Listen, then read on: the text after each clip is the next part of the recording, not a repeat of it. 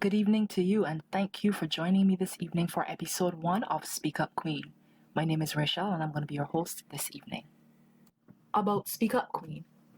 Queens of Queens is an empowerment and upliftment project started for the girls of Queens College, Barbados in November 2019. In efforts to empower our girls during this time away from school, Queens of Queens has developed Speak Up Queen, which is a forum in which listeners will be able to hear personal stories from a different female speaker each week in the month of July, who has experienced some form of challenging or traumatic life experience, but has triumphed over her circumstances.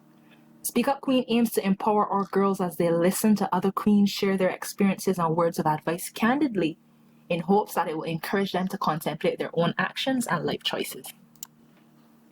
I honestly and sincerely hope that through this project, we are going to be able to have a big enough impact that somebody's eyes are going to be open, somebody's heart is going to be open in a meaningful way, and that we can start like a chain reaction that can bring about some amazing upliftment in somebody's life and hopefully in the near future. So that really is the driving objective behind Speak Up Queen.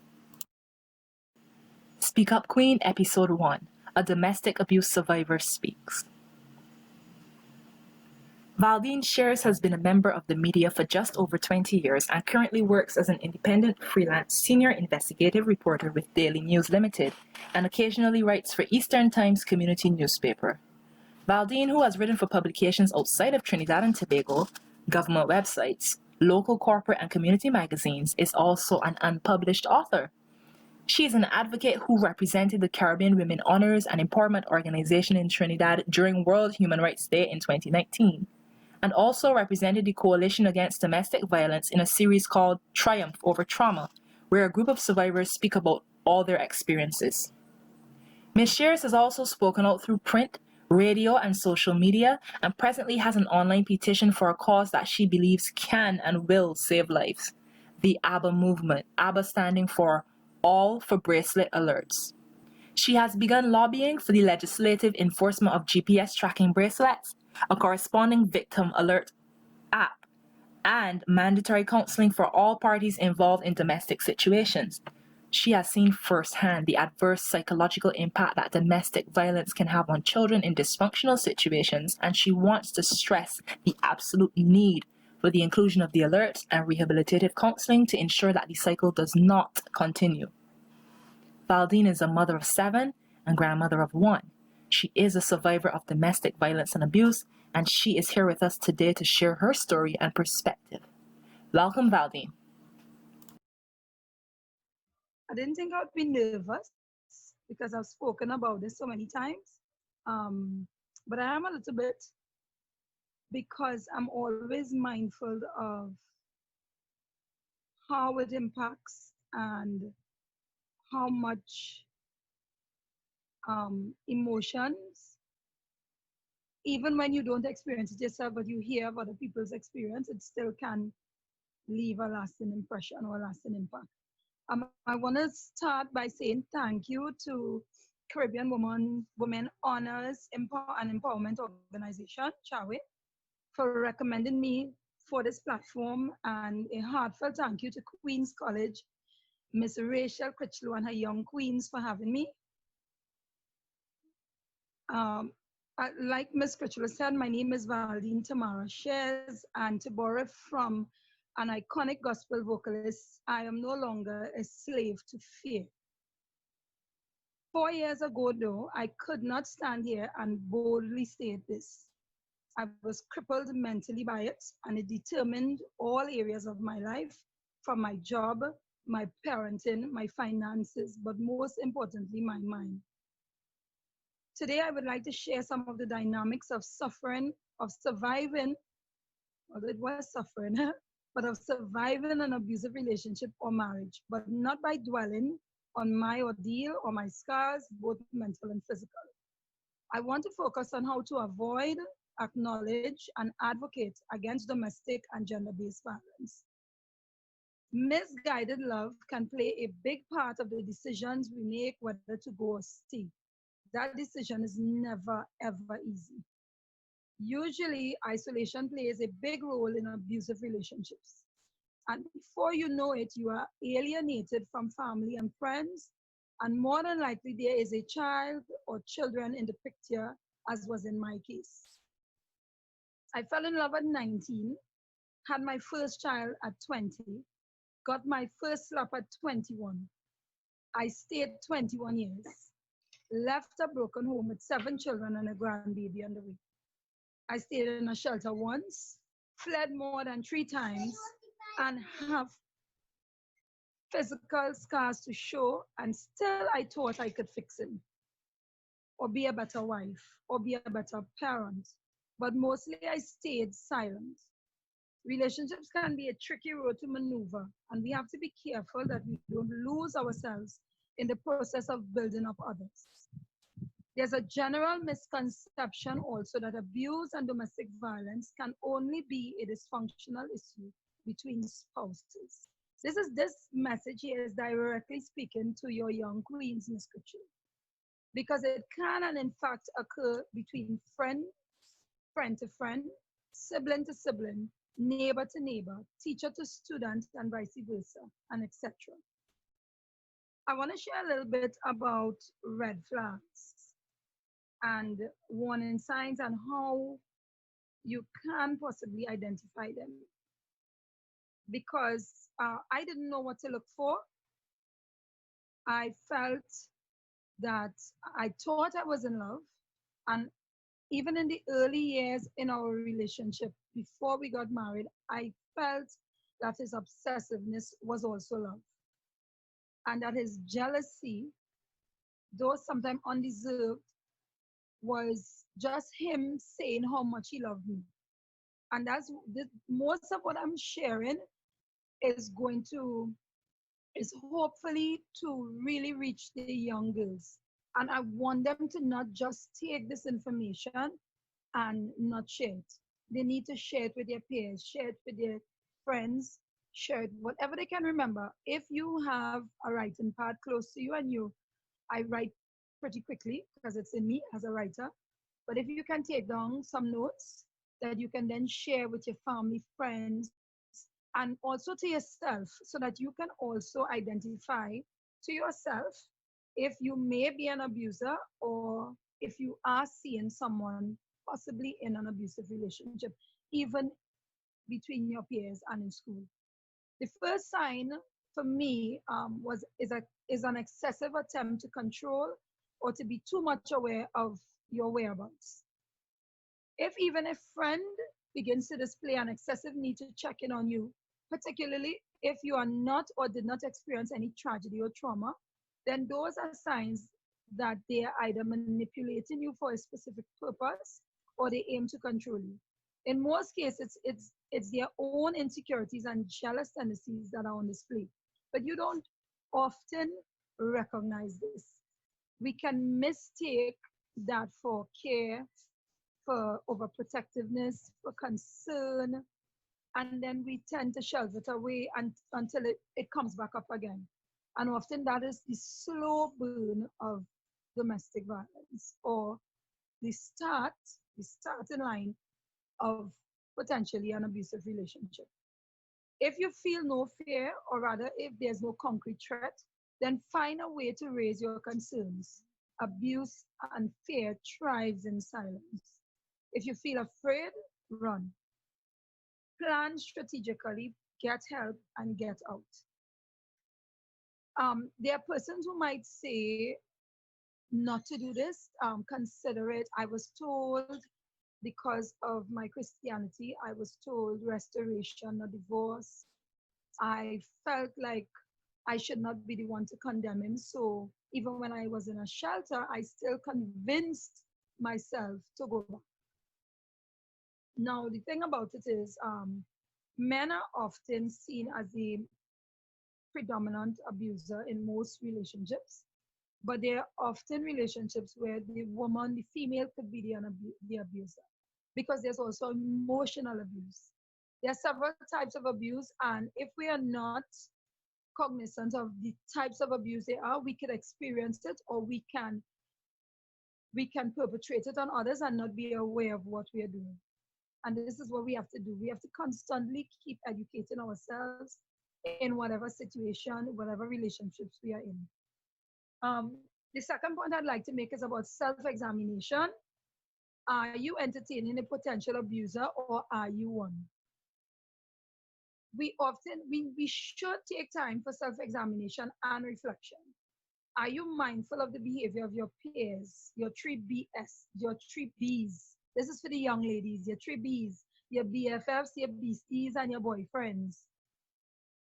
And as a parent of young adults and teenagers, we can often live like ostriches with our head in the sand and not be aware of what is happening with our children and not take the time to listen, to learn them, or to be aware of what is happening.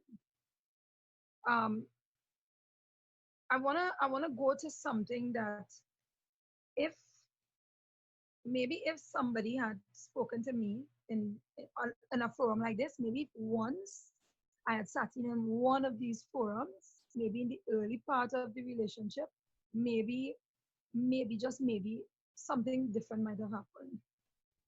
Um, but what I did is I suffered in silence. So I'm asking you, please do not suffer in silence.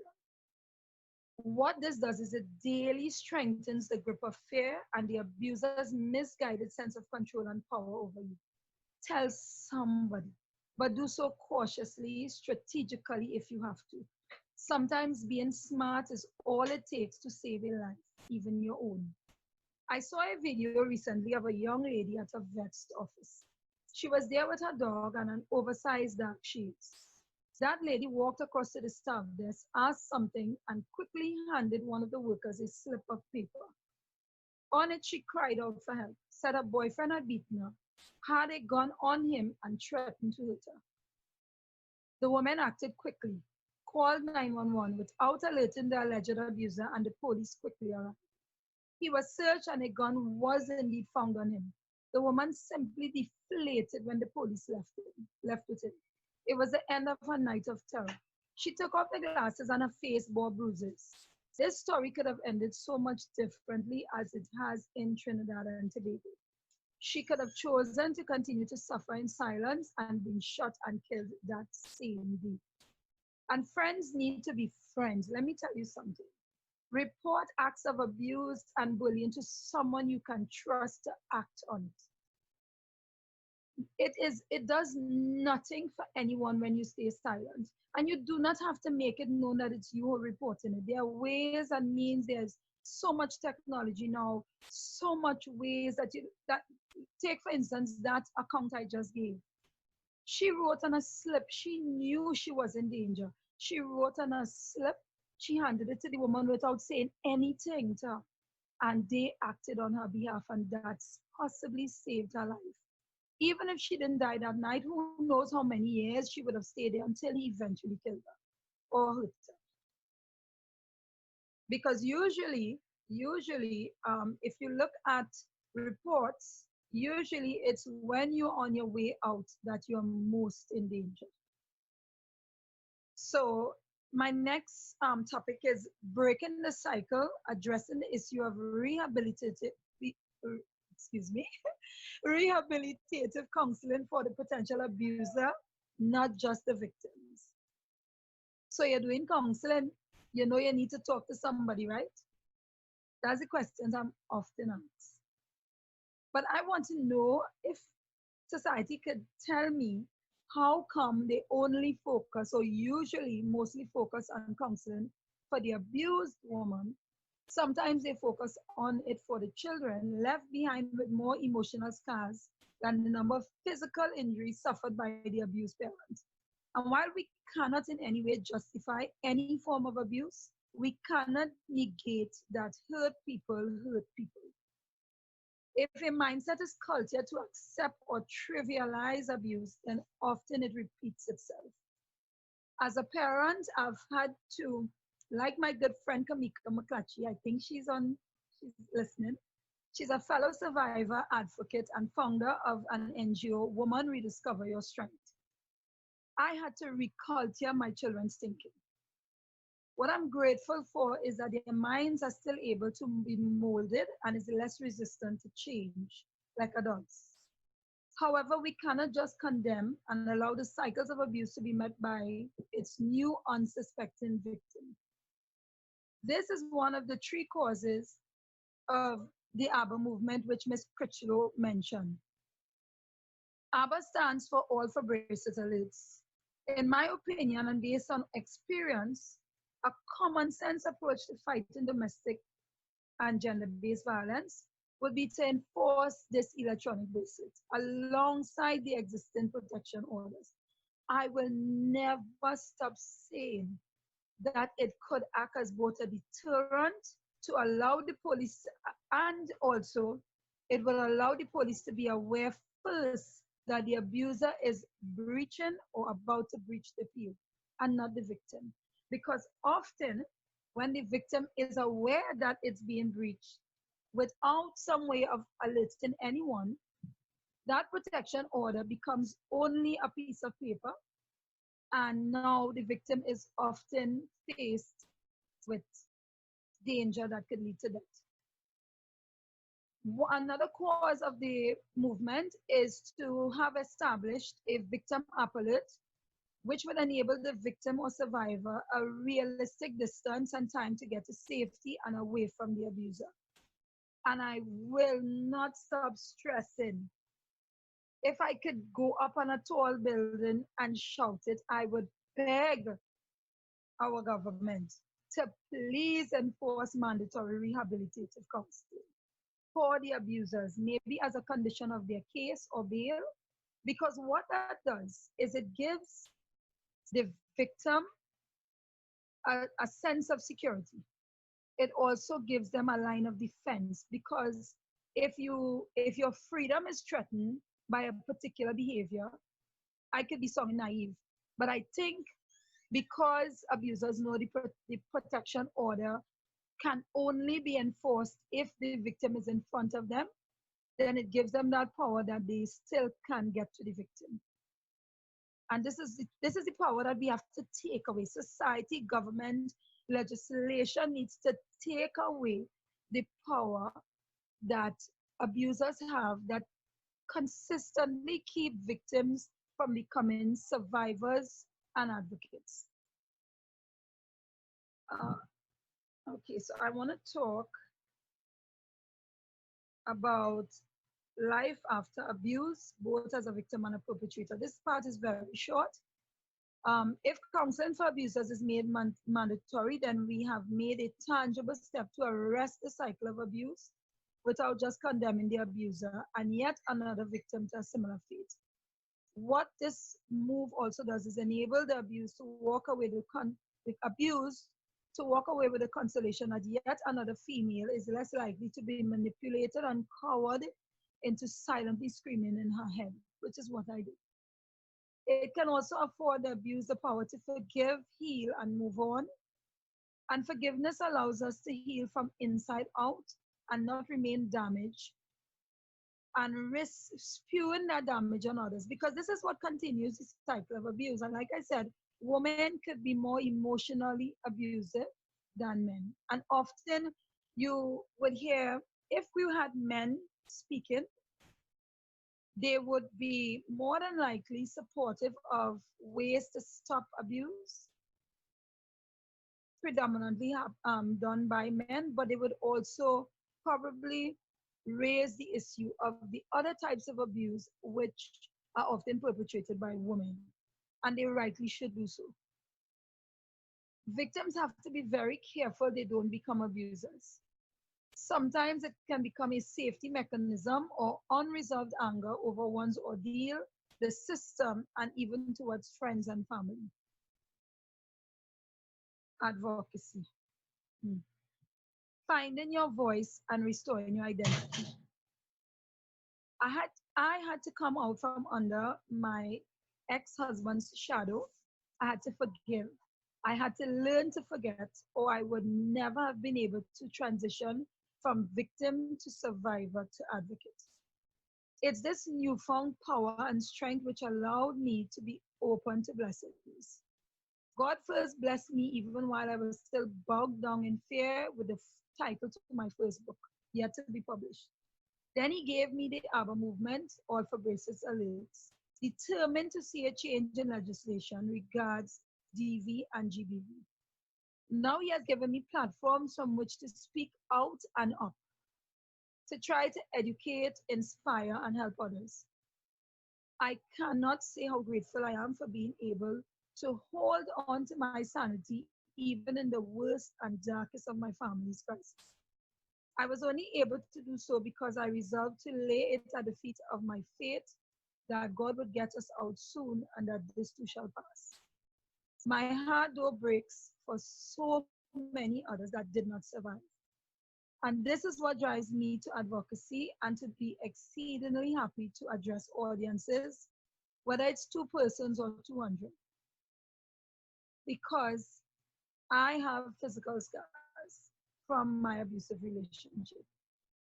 And even with those scars and with me covering for him and with me lying for him and all of the negative things that I would have experienced in the relationship and even coming out of it, there was some part of me that still believed or hoped that I could have fixed it.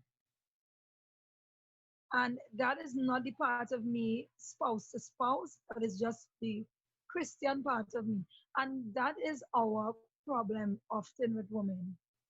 We tend to think we can fix people or fix relationships, whether it's our own, our children, our family, friends. We always tend to be the mediators, the person who gives advice. But there are some instances when you have to put self first. You have to. Self preservation has to kick in. Because if not for yourself, then for your children. It actually has to reach the point where it's the opposite. Because I would have stayed, even when I had my first physical injury, like injury that I had to get 7 stitches for on my forehead, which was a headbutt.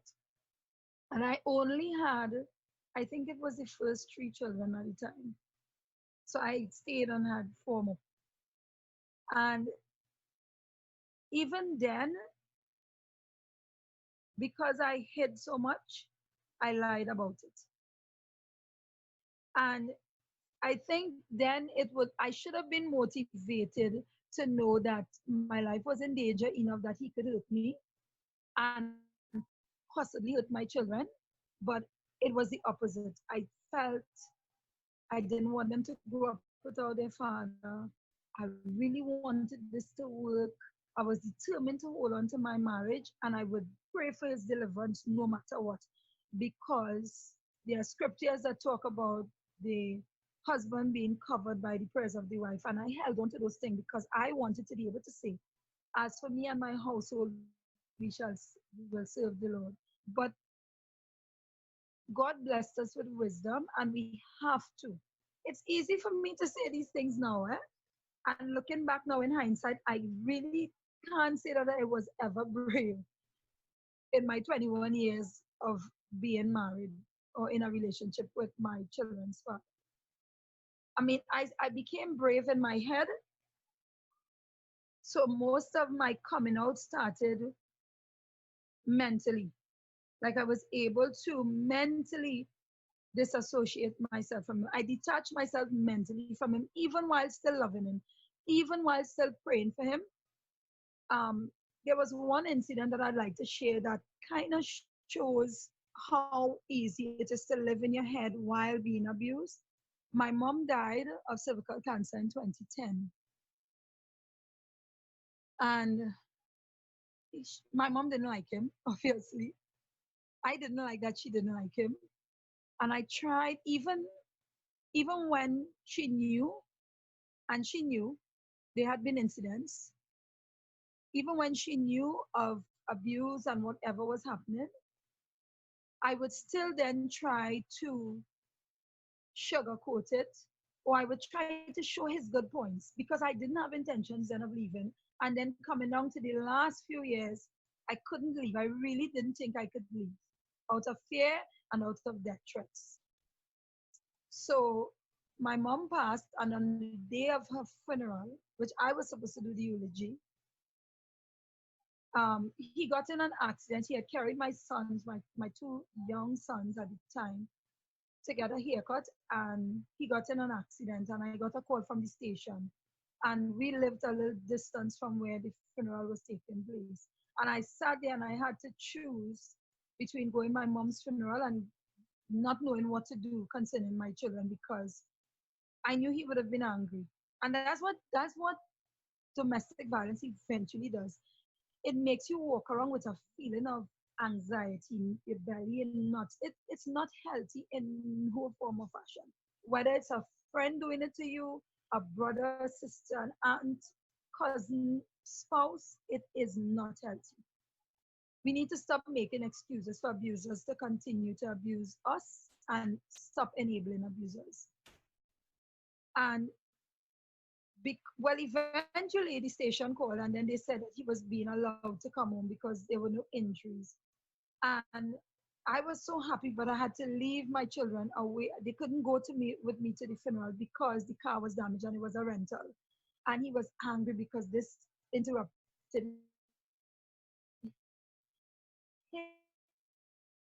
his where the rental place was. It was on the well, it was before the funeral site. He said he would carry me down, but he cursed and he quarreled the entire trip down. So I spent about 2 hours listening to him rant and rave that my mother did not like him and that she wanted to take him with her. And I remember reading every street sign, every single street sign on the left side of the road going down, all the way down, and praying in my head. That's what I remember. And getting there minutes before, I missed the entire service, so I wasn't able to do the eulogy. And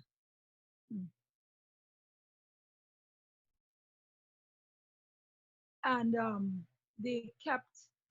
I had to lie to my family going down the road, telling them I was here when I wasn't there because they wanted to they wanted to do the burial without me seeing her for the last time, and I just could not. Even though my mom and I had a troubled relationship and we were finally getting there, um, I could not, I couldn't imagine her being buried without me seeing her one last time. So I begged them. I lied all the way down. So I lied and I read the signs going down. And then he was hungry on the way, so he stopped for a roti. And all of that made me even late. And I got there just before they could put her body down. So I still ended up seeing my mom before she was buried. Thank God for that. But I shared that because I wanted to say that this is one of the many, many, many negative, unhealthy situations I found myself in. And if you hear the stories of other survivors, some are worse.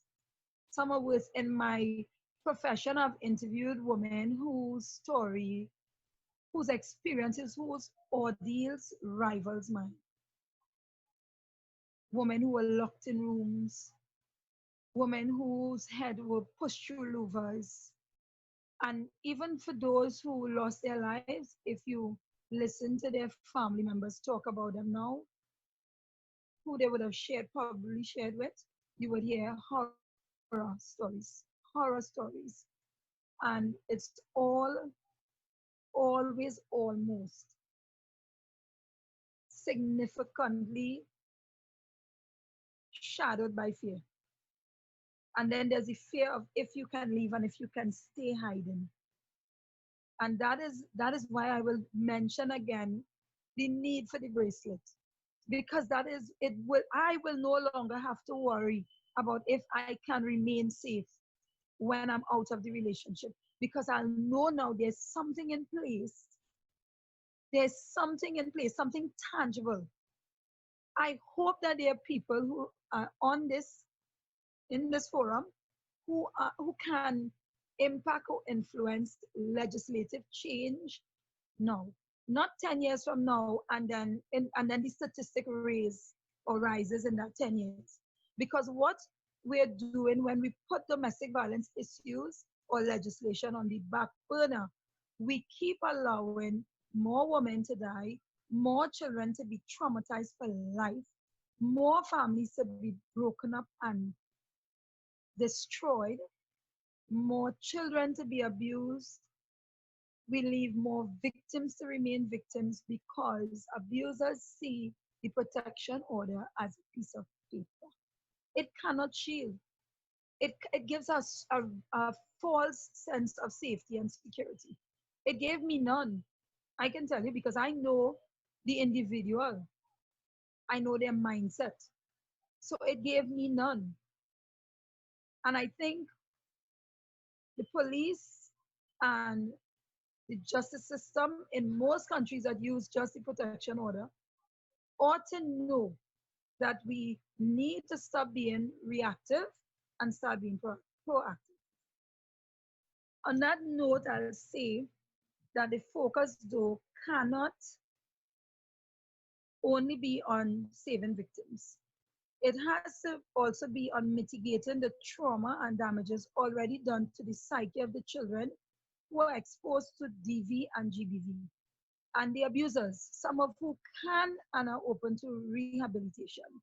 I have seen firsthand how easy it is for this cycle to continue and was actually moved to write a spoken word poem, Little Girls Lost, as the result. Miss Critchlow has it. I'll just mention that she has committed or said that she would play it for you all to hear or to experience. Uh, Yes, if you're ready, Valdeen, I can share it now. Let me just finish it. I'm almost done. Sure, no problem. No problem. All right. It was this piece was inspired by my own lessons, being young and in love, and of knowing of a young girl now who fell for the charms of a master manipulator and abuser. She remains trapped but wanting out. And I'm talking about now. So I know how the cycle can continue. I can only pray without condemnation whatsoever because I know exactly where she's at. These are some of the factors that can and will see the cycle of abuse decreased, if not eradicated. And above all, I will continue to practice my 3 Ps, which is prayers, praise, and patience. And on that note, I thank you for having me. I hope that what I shared in this short time was enough to touch somebody enough to ask a question. Look out for the signs. If you are not in an abusive relationship, thank God for it. But sometimes sit, you sometimes sit with people who are in it. Your friend, a neighbor. You don't have to be intrusive, you know. You don't have to be intrusive to help somebody. But you can make a report. I think we are now, I know that Kamika is moving to have reports. Kamika McClatchy is moving or has been lobbying to have reports of domestic violence and abuse or incidents of it compulsory, mandatory, just as in the case with child sexual abuse, that is now mandatory. If you know about it, you're supposed to, under the law, report it. I think she's lobbying hard to have that done because it can be done without endangering your life. A lot of times, people tend to not want to get involved because of self-preservation. You think, and I understand, you know, I understand because even when I wanted to leave, even when mentally I'd already left the marriage, my thought had always been, if he can hurt me this way and in this magnitude, when he says he loved me, what worse or more can he do if I'm considered his enemy? And if I can think like that, then I know for a fact that neighbors would be saying, if they are hearing him, because they're hearing. Remember, abuse is a loud thing. Abuse has a song. Abuse is a loud thing. There's no, most times, but we can also have quiet abuse where it's you're let down, you're pulled down, the derogatory things are said. It could be done in the quiet of your home. Neighbors don't have to know. But when I'm talking about abuse that is loud, I'm talking about the abuser that needs to be heard, that has to make everybody know that he is the man and he is the person in control. Neighbors very rarely respect them. More than likely, they fear them. And that is what keeps them from reporting it. But I'm saying to you, be more vigilant, be more alert, look, notice things. Stop and notice things. If you're seeing that someone is withdrawing in themselves, something is going wrong. If they are moody, something is happening. You need to at least be aware. If you see a bruise and it's I fell down amongst myself, if it happens once and it happens twice, try to find a way to talk to the person. And if you can't, or you think that it would backfire on you, and that's another thing too. You can try to help and it can backfire on you because in that misguided sense of love, often the victim goes back to wanting to be loved or the friend of the abuser to avoid more abuse. So you can, friends who come to enlighten you that you're in something that is wrong, you can, in trying to be loved again, you can share that with the abuser, and then that the abuser attention, that negative attention is now on the friend. So you can put your friends and family in some serious um, situations, but it can be done without being intrusive, like I said. And before I continue anymore, because there's so much more to say about abuse and the dynamics of abuse. And I mean, if I were to share some of the abuse I got, that is, I mean, that's just it in a nutshell. That's just the tip of the iceberg. Um, I was knocked down once by a car, so I can tell you, it's thinking about all of the things that I experience now. I mean, I could only sit and be thankful. That's all I can do now, be thankful. Because there's no fear anymore. Well, there's no fear because I'm not next to the person. I'm not in any way close to him. And I thank God that he has continued to keep him away, even when he felt that he could. I thank God for that. And that's all I can be now. Thankful that my life was spared and that I did not become a statistic like others. And Ms. Critchlow, thank you, thank you, thank you, thank you for Chawe. Thank you for Miss Wendy Lewis, who recommended me from Chawe. And I'm so grateful for this opportunity and this platform to be able to share. Thank you, Ms. Critchlow, and to your young queens, Thank you very much, Valdeen. and to all the and to all the participants or persons who are here. Thank you very much, Valdeen. And what we're going to do before we close off, we're going to share Valdeen's spoken word piece, Little Girls Lost.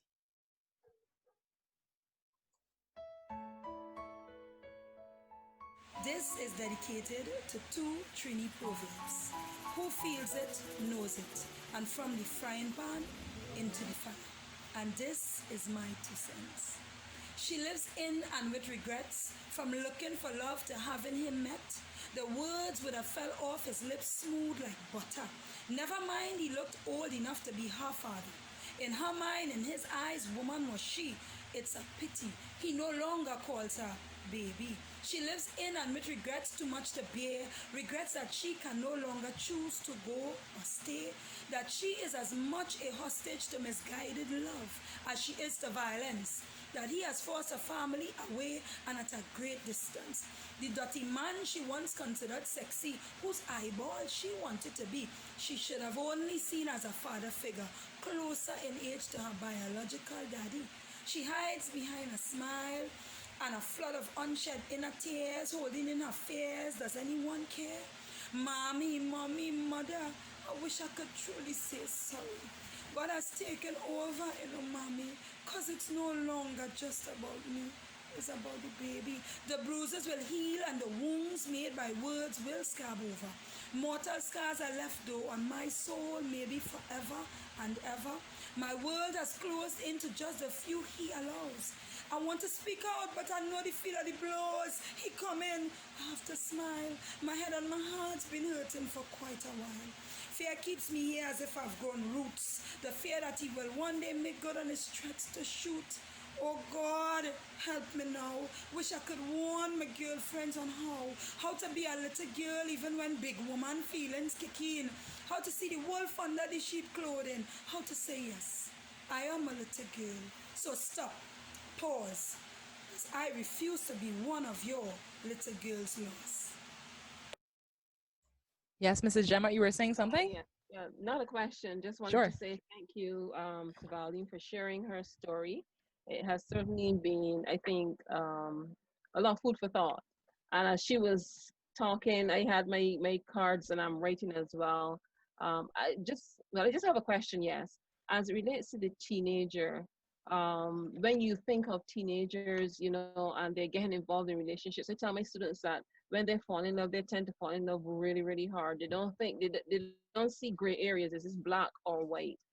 Because they're teens, there are a lot of things that are going for and against them.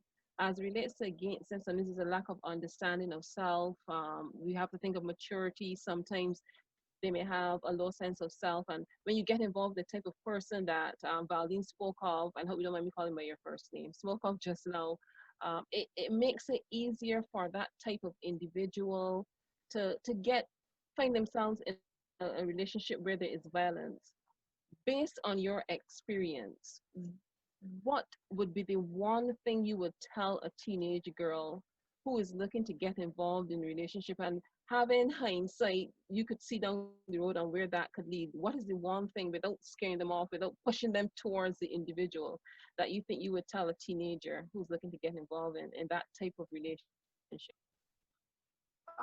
Possibility, I would say. Okay. If it's for me in my situation, it was escape Okay. from it was escape. He was my escape from my dysfunctional home. Right, right. In hindsight, I see that my dysfunctional home was far better. Yes. So it was a case of coming out of the frying pan into the fire, like the Caribbean proverb. So what I Yes. would tell teenagers is to be wait and grow up, please. Mm-hmm. Life is, I mean, it might sound easy, and now if I could have stayed in January and looked down in December, I would have Mm-hmm. known now what not to have done. And it's easy Right. for me to say it, and I hope that the young girls who are listening would really listen. And that's why I asked if they would share it. Go back to your peers and tell them what you heard. Enlighten somebody so that they would know. But what I would tell a teenager now who's going through that rite of passage, and that your body now telling you you're a young lady, I Mm-hmm. would tell her to examine yourself in the sense of where do you want to be in any time after this? Where is your life headed? What do you want to become? Does that include an early relationship? Mm. Are you ready? Really sit with yourself and ask yourself, are you ready for this? And I'm Right. sure that if you really wait for the answer, as I said, we often don't wait for an answer. Mm-hmm. We give ourselves the answer we want to hear. And young people are very, very bright now, Mr. Cho. They're intelligent, and they also have technology which makes them even more advanced than when I was 19. It didn't have nothing like what we have now. I mean, you're in Barbados and I'm in Trinidad, and we're having a meeting. Yep. Mm-hmm. And nothing is taboo anymore. And that's the difference. So I would tell them to talk to people. Talk to Yeah. people and listen and learn and talk to people. Mm-hmm. Don't ever be in an unhealthy relationship in no form of fashion. See any signs and don't say anything to yourself. Talk to yourself and talk to people. Get Yeah. advice. Seek Mm-hmm. advice. That's important. On behalf of the production team at Speak Up Queen, I wish to thank you listeners for tuning in today and being a part of this extremely important conversation.